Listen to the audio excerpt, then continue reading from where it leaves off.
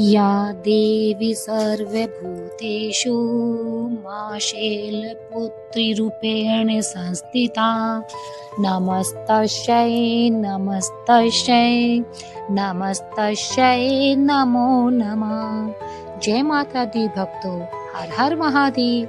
आप सभी भक्तजनों को गुप्त नवरात्रि की हार्दिक शुभकामनाएं। देवी माँ की कृपा आप सभी भक्तजनों पर सदा सर्वदा बनी रहे। प्रिय भक्तजनों, आज माघ मास के प्रतिपदा की तिथि है, जो आज गुप्त नवरात्रि के पहले दिन माता शैलपुत्री जी की पूजा अर्चना की जाती है। आज से गुप्त नवरात्रि प्रारंभ हो रही है। इस दिन नवरात्रि का व्रत करने और कथा को सुनने से दुख दरिद्रता का नाश होता है, घर परिवार में सुख समृद्धि का वास होता है, भक्तों के रुके हुए कार्य पूर्ण होते हैं। ज्योतिष आचार्य के अनुसार इस बार माता रानी गज अर्थात हाथी पर सवार होकर आ रही है, जो कि बहुत ही शुभता का प्रतीक है। आज मैं आपको सुना रही हूँ माघ मास के कृष्ण शुक्ल पक्ष के नवरात्रि के पहले दिन सुने जाने वाली नवरात्रि व्रत की बड़ी ही दुर्लभ और पौराणिक कथा। इसे श्रवण करने से ही पहले दिन की नवरात्रि का व्रत पूर्ण होता है। तो आज सभी भक्तजन इस कथाओं को बड़ी ही श्रद्धा और सच्चे मन से सुनिएगा। नवरात्रि व्रत की कथा के अनुसार एक समय बृहस्पति जी ने ब्रह्मा जी के समक्ष चैत्र मास के शुक्ल पक्ष में आने वाली नवरात्रि का महत्व जानने की इच्छा जताई।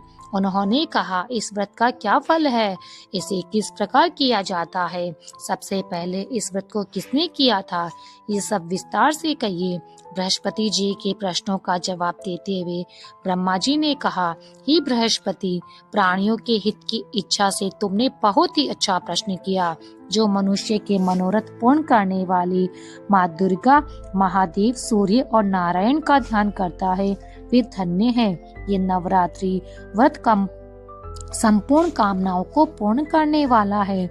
इस व्रत को करने से पुत्र, सुख, धन, विद्या और अपार सुख की अनुभूति होती है। इस व्रत को करने से रोग दूर हो जाते हैं, घर में समृद्धि आती है, बांझ को पुत्र की प्राप्ति होती है, समस्त पापों से छुटकारा मिल जाता है। जो मनुष्य गुप्त नवरात्रि व्रत को नहीं करता, वह अनेक दुखों को भोगता है। यदि व्रत करने वाला मनुष्य सारे दिन उपवास ना कर पाए, तो एक समय भोजन करे और 10 दिन बांधवों सहित नवरात्रि व्रत की कथा का श्रवण करे। हे बृहस्पति, जिसने पहले इस महाव्रत को किया, वे कथा में तुम्हें सुनाता हूँ, तुम सावधान होकर सुनो।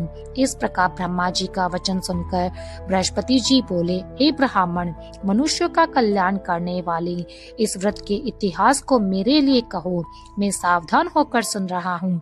आपकी शरण में आए हुए मुझ पर कृपा करें। तब ब्रह्मा जी बोले, प्राचीन काल में मनोहर नगर में पीठ नाम का एक अनाथ ब्राह्मण रहता था। वह भगवती दुर्गा का परम भक्त था। उसके संपूर्ण सद्गुणों से युक्त सुमति नाम की एक अत्यंत सुंदरी कन्या उत्पन्न हुई। वह कन्या सुमति अपने पिता के घर बाल्यकाल में अपनी सहेलियों के साथ खेलती और इस प्रकार से बढ़ने लगी। जैसे शुक्ल पक्ष में चंद्रमा की कला बढ़ती है, उसका पिता प्रतिदिन जब दुर्गा माँ की पूजा करके होम किया करता, वह उस समय नियम से वहाँ उपस्थित रहती। एक दिन सुमति अपनी सखियों के साथ खेलने गई और भगवती के पूजन में उपस्थित नहीं हुई। उसके पिता को पुत्री की ऐसी असावधानी देखकर क्रोध आया। वह पुत्री से कहने लगा, अरे दुष्ट पुत्री, आज तूने भगवती का पूजन नहीं किया, इस कारण मैं किसी कुष्ठ रोगी या दरिद्र मनुष्य के साथ में तेरा विवाह करूंगा। पिता का ऐसा वचन सुनकर सुमति को बड़ा दुख हुआ और पिताजी से कहने लगी, हे पिताजी, मैं आपकी कन्या हूँ, सब तरह से आपके अधीन हूँ, जैसी आपकी इच्छा हो वैसा करो। राजा से, कुश्ती से, दरिद्र से अथवा जिससे चाहो मेरा विवाह कर दो, पर होगा वही जो मेरे भाग्य में लिखा है। मेरा तो अटल विश्वास है, जो जैसा कर्म करता है उसको कर्मों के अनुसार वैसा फल प्राप्त होता है, क्योंकि कर्म करना मनुष्य के अधीन है पर फल देना ईश्वर के अधीन है। जैसे अग्नि में पड़ने से तण आदि को अधिक प्रदीप्त कर सकते हैं, इस प्रकार कन्या के निर्भयता से कहे हुए वचन सुनकर उस ब्राह्मण ने क्रोधित होकर अपनी कन्या का विवाह एक पुष्टि के साथ कर दिया और अत्यंत क्रोधित होकर पुत्री से कहने लगा, हे पुत्री, अपने कर्म का फल भोगो, देखे भाग्य के भरोसे रहकर क्या होता है। पिता के ऐसे कटु वचनों को सुनकर सुमति मन में विचार करने लगी, अहो मेरा बड़ा भाग्य दुर्भाग्य है जिससे मुझे ऐसा पति मिला। इस तरह अपने दुख का विचार करती हुई वह कन्या अपने पति के साथ वन में चली गई और डरावनी कुशायुक्त उस निर्जन वन में उन्होंने वह रात बड़े कष्ट से व्यतीत की। उस गरीब बालिका की ऐसी दशा देखकर देवी भगवती ने पुण्य के प्रभाव से प्रकट होकर सुमति से कहा, हे दिन ब्रह्माणी, मैं तुमसे बहुत प्रसन्न हूँ, तुम जो चाहो वरदान मांग सकती हो। भगवती दुर्गा का ये वचन सुनकर ब्राह्मणी ने कहा, आप कौन हो, वह सब मुझसे कहो। तो ब्राह्मणी का ऐसा वचन सुनकर देवी ने कहा, मैं आदि शक्ति भगवती हूँ और मैं ही ब्रह्मा विद्या और सरस्वती हूँ। प्रसन्न होने पर मैं प्राणियों का दुख दूर कर कर उनको सुख प्रदान करती हूँ। ए ब्राह्मणी, मैं तुझ पर तेरे पूर्व जन्म के पुण्य से प्रसन्न हूँ। तुम्हारे पूर्व जन्म का वृतांत सुनाती हूँ, उसे ध्यान पूर्वक सुनो। तो पूर्व जन्म में निषाद भील की स्त्री थी और अति पतिव्रता थी। एक दिन तेरे पति निषाद ने चोरी की। चोरी करने के कारण तुम दोनों को सिपाहियों ने पकड़ लिया और ले जाकर जेल खाने में बंद कर दिया। उन लोगों ने तुझको और तेरे पति को भोजन नहीं दिया। इस प्रकार नवरात्रि के दिनों में तुमने ना तो कुछ खाया ना ही जल पिया। इस प्रकार 9 दिन तक नवरात्रि का व्रत हो गया। हे ब्राह्मणी, उन दिनों में जो व्रत हुआ इसके प्रभाव से मैं प्रसन्न होकर तुझे मनोवांछित वर देती हूँ। तुम्हारी जो इच्छा है वो मांग लो। इस प्रकार दुर्गा के वचन सुनकर ब्राह्मणी बोली, अगर आप मुझ पर प्रसन्न है तो हे माँ दुर्गे, मैं आपको प्रणाम करती हूँ, कृपा करके मेरे पति का कोढ़ दूर करो। तब देवी ने कहा, उन दिनों तुमने जो व्रत किया था उस व्रत का एक दिन का पुण्य पति का कोढ़ दूर करने के लिए अर्पण करो। उस पुण्य के प्रभाव से तेरा पति कोढ़ से मुक्त हो जाएगा। ब्रह्मा जी बोले। इस प्रकार देवी के वचन सुनकर वह ब्राह्मणी बहुत प्रसन्न हुई और पति को निरोग करने की इच्छा से जब उसने तथास्तु कहा, तब उसके पति का शरीर भगवती दुर्गा की कृपा से कुष्ठ रोग से रहित होकर अति कांतिवान हो गया। वह ब्राह्मणी पति की मनोहर देह को देखकर देवी की स्तुति करने लगी। हे माँ दुर्गे, आप दुर्गति को दूर करने वाली, तीनों लोकों का संताप हरने वाली, समस्त दुखों को दूर करने वाली, रोगी मनुष्य को निरोग करने वाली, प्रसन्न हो मनवांछित वर देने वाली और दुष्टों का संहार करने वाली जगत की माता, हे अम्बे, मुझ निरपराध अबला को मेरे पति ने कुष्ठी मनुष्य के साथ विवाह कर कर घर से निकाल दिया। पिता से तिरस्कृत निर्जन वन में विचर रही थी, आपने मेरा इस विपदा से उद्धार किया। हे देवी, मैं आपको प्रणाम करती हूँ, मेरी रक्षा करो। ब्रह्मा जी बोले, हे बृहस्पति, उस ब्राह्मणी की ऐसी स्तुति सुनकर देवी बहुत प्रसन्न हुई और ब्राह्मणी से कहा, हे ब्राह्मणी, तेरे उदाले नामक अति बुद्धिमान, धनवान, कीर्तिवान और जितेंद्रिय पुत्र शीघ्र उत्पन्न होगा। ऐसा वर प्रदान करके देवी ने ब्राह्मणी से फिर से कहा, हे ब्राह्मणी, और जो कुछ तेरी इच्छा है वो मांग लो। भगवती दुर्गा का ऐसा वचन सुनकर सुमति ने कहा, हे भगवती दुर्गे, अगर आप मुझ पर प्रसन्न है तो कृपा कर मुझे नवरात्रि व्रत की विधि और उसके फल का विस्तार से वर्णन करें। इस प्रकार ब्राह्मणी के वचन सुनकर देवी दुर्गा ने कहा, हे ब्राह्मणी, मैं तुम्हें संपूर्ण पापों को दूर करने वाले नवरात्रि व्रत की विधि बताती हूँ, जिसको सुनने से मोक्ष की प्राप्ति होती है। चैत्र मास के शुक्ल पक्ष की प्रतिपदा से लेकर 9 दिन तक विधि पूर्वक व्रत किया जाता है। उसी प्रकार से गुप्त नवरात्रि माघ मास की प्रतिपदा से लेकर 9 दिन तक की जाती है। यदि दिन भर व्रत न कर सके तो एक समय भोजन करे, विद्वान ब्राह्मणों से पूछकर घट स्थापना करे, वाटिका बनाकर उसको प्रतिदिन जल से सींचे, महाकाली, महालक्ष्मी और महासरस्वती देवी की मूर्तियां स्थापित करके उनकी नित्य विधि सहित पूजा करे और पुष्पों से विधि पूर्वक अर्घ दे। बिजोरा के फल से अर्घ देने से रूप की प्राप्ति होती है। जायफल से अर्घ देने से कीर्ति, दाग से अर्घ देने से कार्य की सिद्धि होती है। आंवले से अर्घ देने से सुख की प्राप्ति और केले से अर्घ देने से आभूषणों की प्राप्ति होती है। इस प्रकार पुष्पों और फलों से अर्घ देने कर व्रत समाप्त होने पर 9वें दिन यथाविधि हवन करें। खांड, घी, गेहूं, शहद, जौ, तिल, बेल, नारियल, दाख और कंदव आदि से हवन करें। गेहूं से होम करने से लक्ष्मी की प्राप्ति होती है।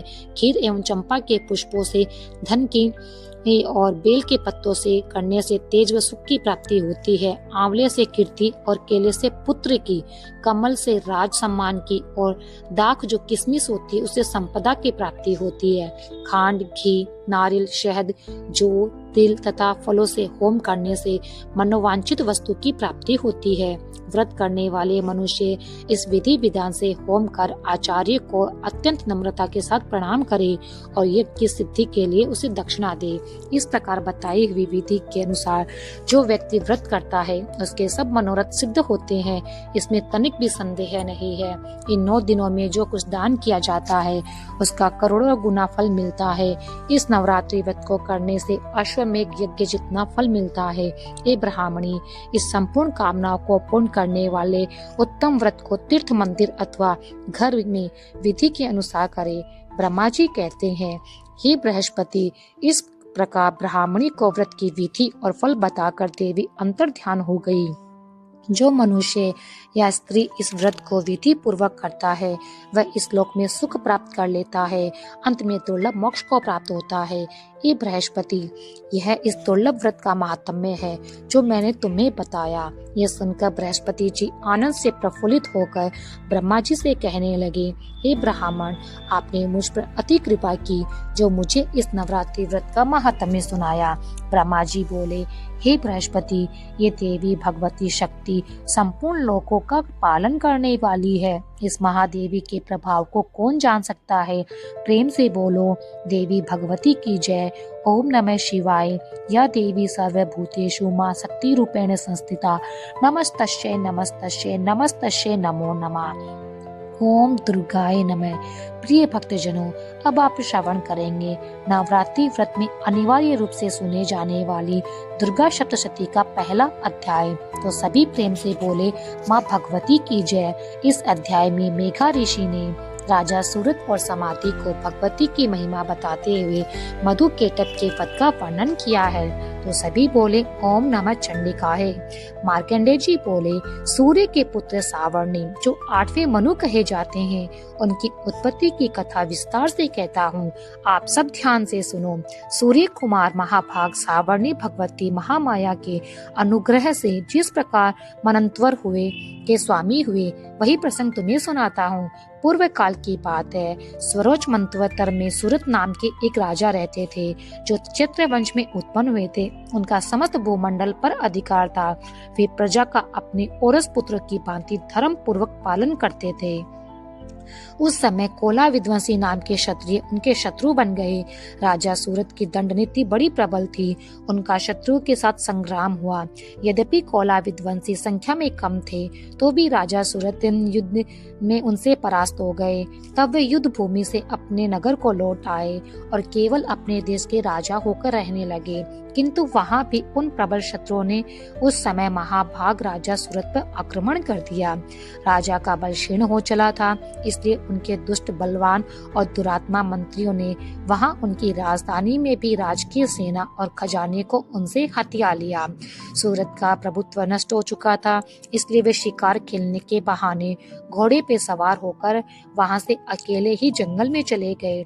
वहां उन्होंने विप्रवर मेघा मुनि का आश्रम देखा, जहां कितने ही हिंसक जीव अपनी स्वाभाविक हिंसावृत्ति छोड़कर परम शांति भाव से रहते थे।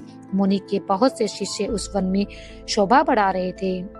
वहां जाने पर मुनि ने उनका सत्कार किया और वे उन मुनि श्रेष्ठ के आश्रम पर इधर उधर विचरते हुए कुछ समय तक रहे। फिर ममता से आकृष्टचित होकर वहां इस प्रकार चिंता करने लगे कि पूर्व काल में मेरे पूर्वजों ने जिसका पालन किया था वही नगर आज मुझसे रहित है। पता नहीं मेरे दुराचारी भृत्यगण उसकी धर्म पूर्वक रक्षा करते हैं या नहीं। जो सदा मद की वर्षा करने वाला और शूरवीर था, वे मेरा प्रधान हाथी अब शत्रुओं के अधीन होकर न जाने कितने भोगों को भोगता होगा। जो लोग मेरी कृपा, धन और भोजन पाने से सदा मेरे पीछे चलते थे, वे निश्चय ही अब दूसरे राजाओं का अनुसरण करते होंगे। उन अपव्ययी लोगों के द्वारा सदा खर्च होते रहने के कारण अत्यंत कष्ट से जमा किया हुआ मेरा वो खजाना खाली हो जाएगा। तथा यह और भी कई बातें राजा सूरत निरंतर सोचते रहते। एक दिन उन्होंने वहां विप्रवर मेघा के आश्रम के निकट एक वेश्या को देखा और उससे पूछा, भाई तुम कौन हो? यहाँ आने का कारण क्या है? तुम क्यों शोकग्रस्त हो और अनमनी से दिखाई पड़ते हो? राजा सूरत का ये प्रेम पूर्वक कहा हुआ वचन सुनकर वैश्य ने विनीत भाव से उन्हें प्रणाम करके कहा। वैश्य बोला, राजन, मैं धनियों के कुल में उत्पन्न एक वैश्य हूँ। मेरा नाम समाधि है। मेरे दुष्ट स्त्री पुत्रों ने धन के लोभ से मुझे घर से बाहर निकाल दिया। मैं इस समय धन, स्त्री और पुत्रों से वंचित हूँ। मेरे विश्वसनीय बंधुओं ने मेरा ही धन लेकर मुझे दूर कर दिया, इसलिए दुखी होकर मैं वन में चला आया हूँ। यहाँ रहकर मैं इस बात को नहीं जानता कि मेरे पुत्रों की, मेरी स्त्री की और स्वजनों की कुशल है या नहीं। इस समय वे घर में कुशल से रहते हैं या उन्हें कोई कष्ट है? वे मेरे पुत्र कैसे हैं? क्या वे सदाचारी है या दुराचारी बन गए? तब राजा ने पूछा, जिन लोभी स्त्री पुरुष आदि ने धन के कारण तुम्हें घर से निकाल दिया, उनके प्रति तुम्हारे मन में इतना प्रेम क्यों है?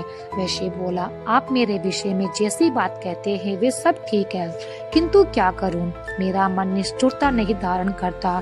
जिन्होंने धन के लोभ में पड़कर पिता के प्रति स्नेह, पति के प्रति प्रेम तथा आत्मीय जन के प्रति अनुराग को तिलांजलि देकर मुझे घर से निकाल दिया, उन्हीं के प्रति मेरे हृदय में इतना स्नेह है। महामते, गुणहीन बंधुओं के प्रति भी जो मेरा मन इस प्रकार प्रेम मग्न हो रहा है, ये क्या है? इस बात को मैं जानकर भी नहीं जान पाता। उनके लिए मैं लंबी सांसें ले रहा हूँ और मेरा हृदय अत्यंत दुखी हो रहा है। उन लोगों में प्रेम का सर्वथा अभाव है, तो भी उनके प्रति जो मेरा मन निष्ठुर नहीं हो पाता, उसके लिए क्या करूं?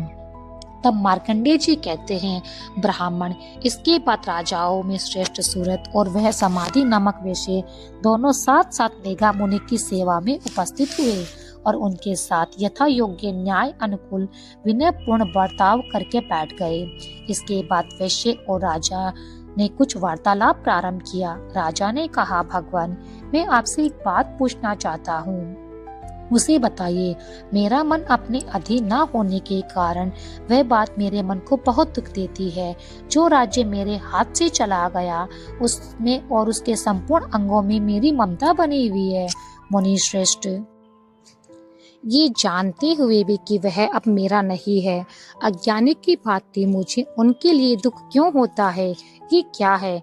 इधर ये वैश्य भी घर से अपमानित होकर आया है, इसके पुत्र, स्त्री और वृत्तियों ने इसे छोड़ दिया है, स्वजनों ने भी इसका परित्याग कर दिया है, तो भी ये उनके प्रति अत्यंत हार्दिक स्नेह रखता है।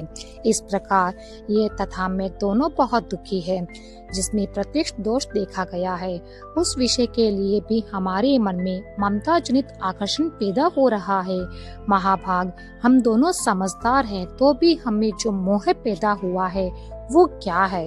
विवेक शून्य पुरुष की भांति मुझ में और इसमें भी ये मूढ़ता प्रत्यक्ष दिखाई देती है। तब ऋषि बोले, महाभाग, विषय मार्ग का ज्ञान सब जीवों को है, इसी प्रकार विषय भी सबके लिए अलग अलग है।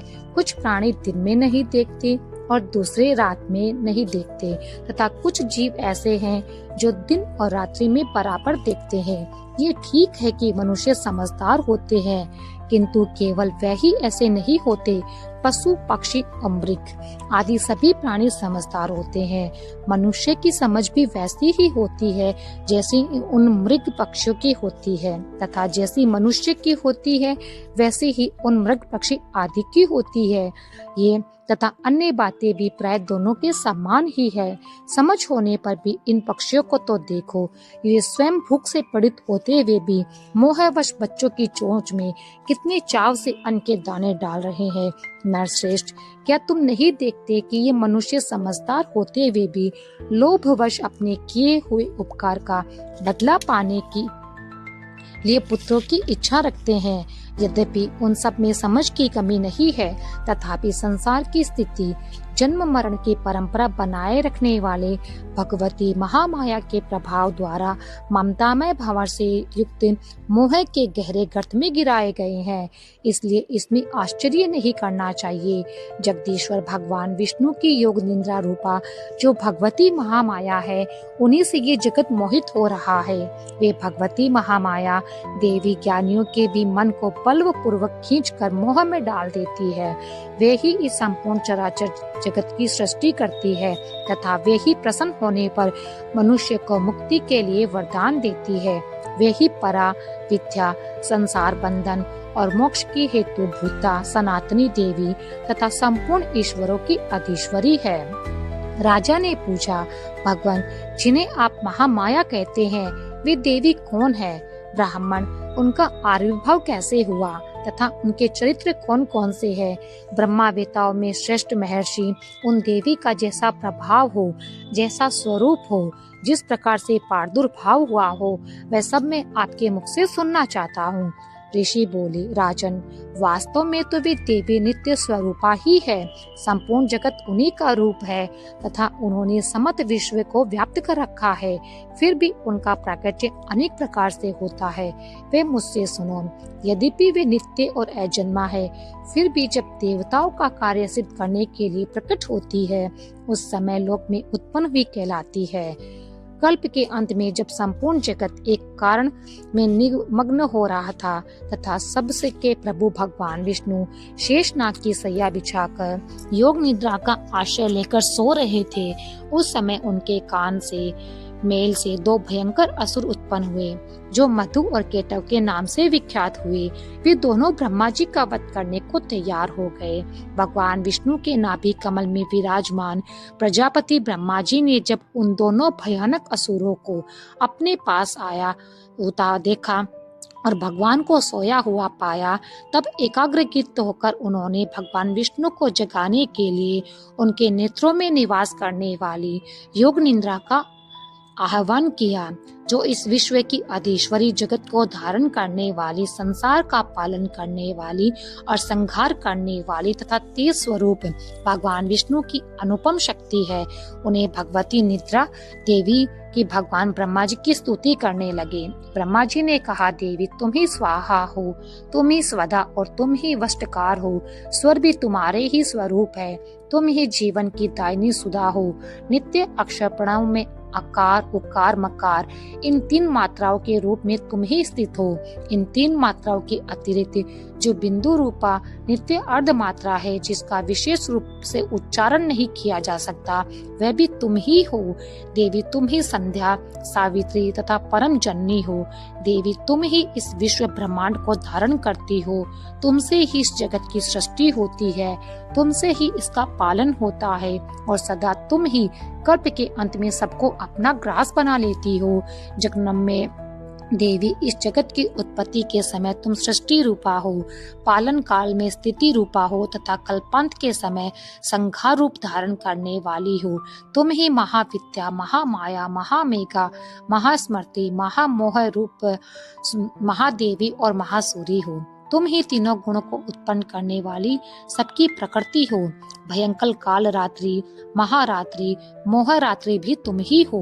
तुम ही श्री, तुम ही ईश्वरी, तुम ही हरि और तुम ही बौद्ध स्वरूपा बुद्धि हो। लज्जा, पुष्टि, तुष्टि, शांति और क्षमा भी तुम ही हो। तुम खड़क धारणी, शूल धारणी, घोर रूपा तथा गदा, चक्र, शंख और धनुष धारण करने वाली हो। बाण, भुसुंडी और परिक ये भी तुम्हारे अस्त्र है। तुम सौम्य और सौम्यतर हो। इतना ही नहीं, जितने भी सौम्य और सुंदर पदार्थ है उन सब की अपेक्षा तुम अत्यधिक सुंदरी हो। पर और अपर सबसे परे रहने वाली परमेश्वरी तुम ही हो। सर्वस्वरूपी देवी, कहीं भी सत असत रूप जो कुछ वस्तुएं हैं उन सब की जो शक्ति है वो भी तुम ही हो। ऐसी अवस्था में तुम्हारी स्तुति क्या ही हो सकती है। तो इस जगत की सृष्टि, पालन और संहार करते हैं उन भगवान को भी जब तुमने निद्रा के अधीन कर दिया है, तब तुम्हारी स्थिति करने में यहाँ पर कौन समर्थ है। मुझको, भगवान शंकर को तथा भगवान विष्णु को भी तुमने ही धारण कराया है, अतः तुम्हारी स्तुति करने की शक्ति किसमें है। देवी, तुम तो अपने इन उदार प्रभाव से ही प्रशंसित हो। ये जो दोनों दुर्धर्ष असुर मधु और केटभ है, इनको मोह में डाल दो और जगदीश्वर भगवान विष्णु को शीघ्र ही जगा दो। साथ ही इनके भीतर इन दोनों महान असुरों को मार डालने की बुद्धि उत्पन्न कर दो। ऋषि कहते हैं, राजन, जब ब्रह्मा जी ने वहां मधु और केटभ को मारने के उद्देश्य से भगवान विष्णु को जगाने के लिए तमोगुण की अधिष्ठात्री देवी योग निंद्रा की इस प्रकार से स्तुति की, तब वे भगवान के नेत्र, मुख, नासिका, बाहु, हृदय और वक्ष स्थल से निकलकर अव्यक्त जन्मा ब्रह्मा जी की दृष्टि के समक्ष खड़ी हो गई। योग निद्रा से मुक्त होने पर जगत के स्वामी भगवान जनार्दन उस एकवर्ण के जल में शेषनाग की सैया से जाग उठे। फिर उन्होंने उन दोनों असुरों को देखा। वे दुरात्मा मधु और केटभ अत्यंत बलवान और पराक्रमी थे तथा क्रोध से आंखें लाल किए ब्रह्मा जी को खा जाने के लिए उद्योग कर रहे थे। तब भगवान श्री हरि ने उठकर उन दोनों के साथ 5000 वर्षों तक केवल बाहु युद्ध किया। वे दोनों भी अत्यंत बल के कारण उन्मत्त हो रहे थे। इधर महामाया ने भी उन्हें मोह में डाल रखा था। इसलिए वे भगवान विष्णु से कहने लगे, हम तुम्हारी वीरता से संतुष्ट हैं, तुम हम लोगों से कोई वर मांगो। श्री भगवान बोले, यदि तुम दोनों मुझ पर प्रसन्न हो तो अब मेरे हाथ से मारे जाओ। बस इतना सा ही मैंने वर मांगा है, यहाँ दूसरे किसी वर से क्या ही लेना है।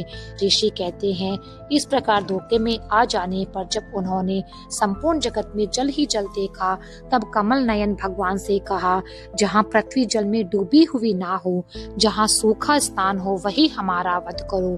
ऋषि कहते हैं, तब तथास्तु कहकर शंख चक्र तथा गदा धारण करने वाले भगवान ने उन दोनों के मस्तक अपनी जांग पर रखकर चक्र से काट डाले। इस प्रकार ये देवी महामाया ब्रह्मा जी की स्तुति करने पर स्वयं प्रकट हुई थी। अब पुनः तुमसे उनके प्रभाव का वर्णन करता हूँ, सुनो। इस प्रकार श्री मार्कंडेय पुराण में सार्वणिक मंत्रवंत्र की कथा के अंतर्गत देवी महात्म्य में मधु कटप वध नामक पहला अध्याय संपूर्ण हुआ। आइए अब आप और हम सब मिलकर माँ शैल पुत्री की आरती करते हैं।